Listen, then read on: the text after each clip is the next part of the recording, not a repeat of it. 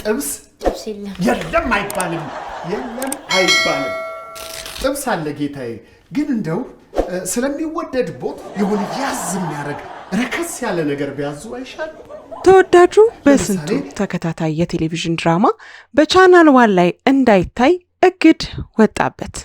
ከሐምሌ 2014 ዓመተ ምህረት ጀምሮ በኢቢኤስ ቴሌቪዥን ሲተላለፍ የነበረው ይህ ተወዳጅ ድራማ ከ3 ተከታታይ ዓመታት በላይ ሲታይ የነበረ ቢሆንም ነገር ግን በውል ማደስ ዙሪያ አብሪኮ መልቲሚዲያና ኢቢኤስ ቴሌቪዥን መስማማት ባለመቻላቸው ምክንያት ለወራት ይህ ድራማ ሳይተላለፍ መቆየቱ ይታወሳል። ከዚህም ጋር ተያይዞ እንግዲህ የተለያዩ ተመልካቾች ብዙ ጥያቄዎችን ሲያነሱ የነበረ ቢሆንም ከወራት ቆይታ በኋላ አብሪኮ መልቲሚዲያ ከኢቢኤስ ቴሌቪዥን ጋር በውል መስማማት ባይችልም ነገር ግን ከቻናል 1 ጋር ስምምነት በመፈጸም ከፋሲካ በዓል ዕለት ጀምሮ በቻናል 1 መተላለፍ እንደሚጀምር አሳውቆ ነበር። እናም የፋሲካ ዕለት አንድ ኤፒሶድ የተላለፈ ቢሆንም ነገር ግን ከዛ በኋላ ይህ ተከታታይና ተወዳጅ የቴሌቪዥን ድራማ በቻናል 1 እንዳይተላለፍ መታገዱ ተሰምቷል። ከዚህ ጉዳይ ጋር ተያይዞ እንግዲህ ያገኘነው መረጃ እንዲህ ይለናል። በስንቱ ድራማ በቻናል 1 ቲቪ አንድ ክፍል ከታየ በኋላ እንዳይቀርብ በፍርድ ቤት ታገደ። ይህ የሆነው ከድራማው ጋር በተያያዘ በኢቢኤስ ቴሌቪዥን እና በአብሪኮ መልቲሚዲያ መካከል የተፈጠረው አለመግባባት ወደ ፍርድ ቤት ካመራ በኋላ ነው ተብሏል። በኢቢኤስ ቴሌቪዥን ለ3 ዓመታት ያህል ሲተላለፍ የነበረው በስንቱ የተሰኘው የቴሌቪዥን ድራማ ከሚያዝያ 4 ቀን 2018 ዓ.ም ጀምሮ በቻናል 1 ኢትዮጵያ ጣቢያ ላይ መታየት ጀምሮ ነበር። ነገር ግን ድራማው ከአንድ ክፍል በላይ ሊታይ ሳይችል ቀርቷል። ይህ የሆነው ኢቢኤስ ቴሌቪዥን ከድራማው የባለቤትነት መብት ጋር ተያይዞ የፍርድ ቤት እግድ በማምጣቱ እንደሆነ ሲታወቅ እግዱን ተከትሎ እንግዲህ በቀጣይ ሊሰሩ የነበሩ የድራማው ቀረጻዎች ለጊዜው እንደቆሙና አርቲስቶቹም ይህ እንደተነገራቸው ተሰምቷል። ይህ በእንዲህ እንዳለ የአብሪኮ መልቲሚዲያ ኢቢኤስ ቴሌቪዥን ላይ የፍትሐ ብሔር ክስ ማቅረቡ ታውቋል። በከፍተኛው ፍርድ ቤት ልደታ ምድብ 1ኛ ችሎት የሁለቱን ወገኖች ክስ ለመስማት ግንቦት 20 ቀን 2018 ዓመተ ምህረት ቀጠሮ እንደሰጠ ፍርድ ቤቱ ወጪ ካደረገው ሰነድ ላይ ማግኘት ችለናል።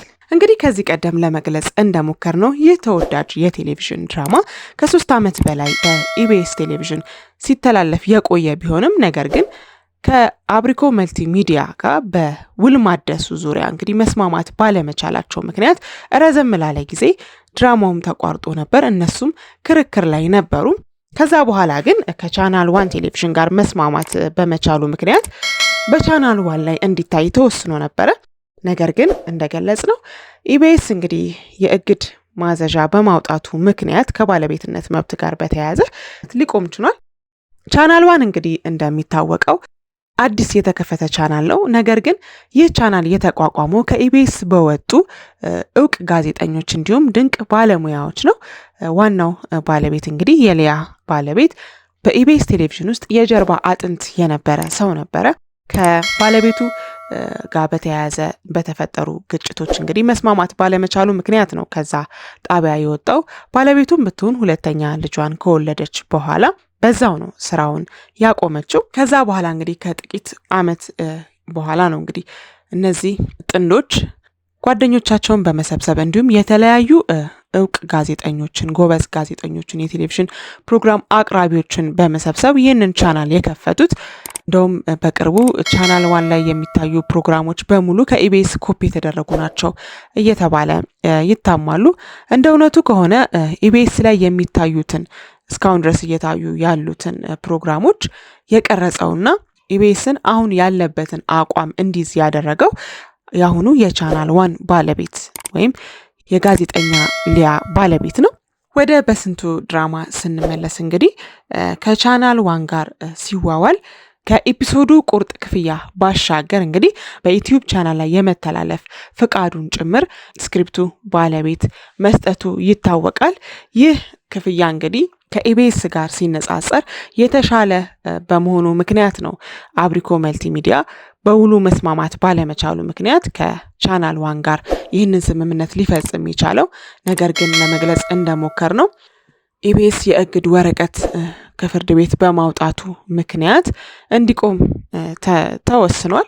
ኢቢኤስ እንግዲህ ከቅርብ ጊዜ ወዲህ የተለያዩ ባለሙያዎች እየወጡበት እና ደግሞ የተለያዩ አዳዲስ ባለሙያዎችን በማስገባት የሚታወቅ ቻናል ሆኗል። በተለይ የኢቢኤሱ ባለቤት ነፍሱን ይማረውና አቶ አማን ከታመመ በኋላ ትንሽ ውስጥ ላይ ያሉ ውጥረቶች ከበድ ያሉ ነበሩ። የተለያዩ ጋዜጠኞች ይገባሉ፣ ይወጣሉ፣ ይገባሉ፣ ይወጣሉ።